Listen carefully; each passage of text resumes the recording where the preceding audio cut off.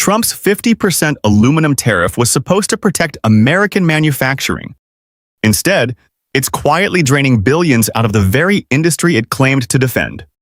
Ford, GM, and Stellantis are now bleeding cash on the exact metal that used to move freely across the border, while Canada is shipping that same aluminum to Europe and getting paid record prices for it. This is what happens when a tariff meant to punish your neighbor ends up punishing your own car companies instead. Here's the plan for this one. We'll start with the disaster that made this whole situation even worse. A fire at America's own biggest aluminum supplier that collided head-on with the tariff wall at the worst possible moment. Then we're breaking down exactly how much this is costing Ford, GM, and Stellantis in real dollars, straight from their own earnings calls. After that, we'll follow the money to where it actually lands, on the sticker price of the truck sitting on your local dealer's lot. Then we'll flip over to Canada's side of the story, because while American automakers are scrambling for supply, Canadian aluminum producers are quietly cashing in across the Atlantic. And finally, we'll get into why the White House just made this worse by refusing to fix it, even when its own automakers begged for relief. Let's start with the part most people missed entirely. Ford's biggest aluminum supplier in the United States is a company called Novelis, and its plant in Oswego, New York, happens to be America's single most important source of automotive aluminum. That plant got hit by 2 separate fires, and the damage was severe enough that key equipment, including its hot mill, has been offline since late last year, with a full restart not expected until sometime between May and September of this year. So, right when America's own domestic aluminum supply took a massive hit, the 50% tariff wall was already standing there, meaning Ford couldn't simply lean on cheaper imported aluminum to cover the gap either. It got hit from both directions at once, a domestic supply collapse and an import tax at exactly the same time. Now let's talk actual numbers, because these aren't estimates, this is straight from the automakers themselves.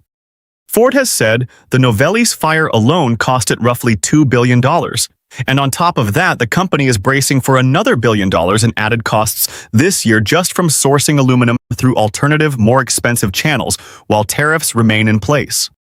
Ford's own CFO admitted the company is paying tariffs and premium freight charges just to keep aluminum flowing until Novelis gets back to full capacity. General Motors isn't faring much better, projecting somewhere between $2.5 and $3.5 billion in total duty costs for this year alone, driven heavily by the same steel and aluminum tariffs.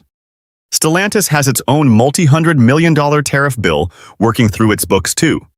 Zoom out across the entire American auto industry, and one independent study put the total tariff bill for automakers, covering vehicles, parts, and metals like aluminum and steel from Canada and Mexico, at over $10 billion through just the first 10 months alone. So where does all of that money actually come from? It comes out of the price of the car you're looking at on the lot. According to Kelley Blue Book, new vehicle prices have climbed roughly 10% since last year, specifically because of tariff costs. Imported vehicles took the biggest hit, with price increases ranging from $5,000 to almost $9,000 per vehicle. But here's the part that really matters for this story. Domestic vehicles, the ones actually built in American factories, still saw costs rise by $1,600 to $2,000 each, purely from the tariffs on the steel and aluminum that go into building them. Automakers have also been quietly folding extra costs into destination fees instead of the sticker price itself, with GM raising the destination fee on its popular Silverado pickup by 40% in a single year, a move worth close to $750 million in extra revenue, almost entirely funded by tariff-driven cost pressure being passed straight onto buyers. Now flip over to Canada, and you can see exactly where a chunk of that lost opportunity went instead. While American automakers were scrambling to secure enough aluminum at inflated, tariff-loaded prices, Canadian producers simply redirected their metal toward Europe, where buyers didn't have a 50% tax attached to every ton. Statistics. Canada's own data shows Canadian aluminum exports jumping sharply through the spring, with the Netherlands, Italy, and Greece emerging as major new destinations. Industry figures have pointed out that once you strip away the portion of the U.S. price that's essentially just tariff revenue flowing to the American treasury, the real netback Canadian producers get from European buyers is often just as strong, sometimes stronger, without any of the political risk of relying on a single unpredictable buyer next door. So the same 50% wall that was supposed to force Canada to sell cheap into a captive American market instead pushed Canadian aluminum toward a completely different set of customers who are paying a premium for it. And here's where this story gets almost impossible to defend. When Ford actually asked the White House for an aluminum tariff exemption, given that its own key domestic supplier was literally on fire, the request was denied.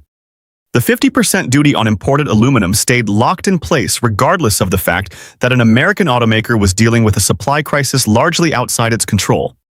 On top of that, there's now talk of revised tariff rules that could apply the levy to the entire value of a finished product rather than just the metal content itself, a change that would make the financial hit even bigger going forward. So instead of adjusting policy to account for real-world disruption, the tariff stayed rigid, and the companies it was supposedly protecting are the ones stuck holding the bill. Put all of this together, and you get a pretty uncomfortable picture for anyone who believed this tariff was going to help American industry. A domestic supplier gets knocked offline by fires. The tariff wall blocks the obvious fix of leaning on imports. Automakers eat billions in extra costs. Car buyers get stuck paying more for trucks built entirely on American soil, and the aluminum that used to flow south is now heading to Europe instead, where Canadian producers are getting paid more for it than they ever did selling into the United States. That's not protectionism working as intended. That's a policy quietly punishing the exact companies and consumers it claimed to be defending. There's an added layer to this too. Dealers and shoppers have almost no way of seeing the full cost up front.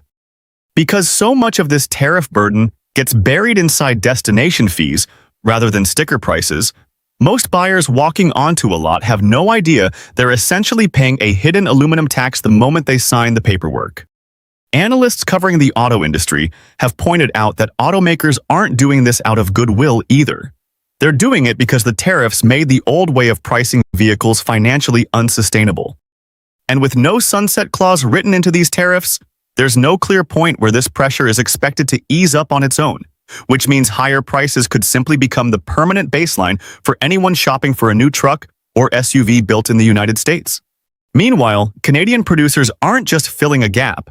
They're building long-term relationships with European buyers who are dealing with their own supply shortages following disruptions out of the Middle East.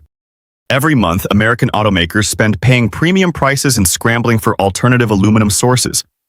Is another month Canadian exporters spend deepening contracts with European buyers who have no 50% tariff hanging over the relationship.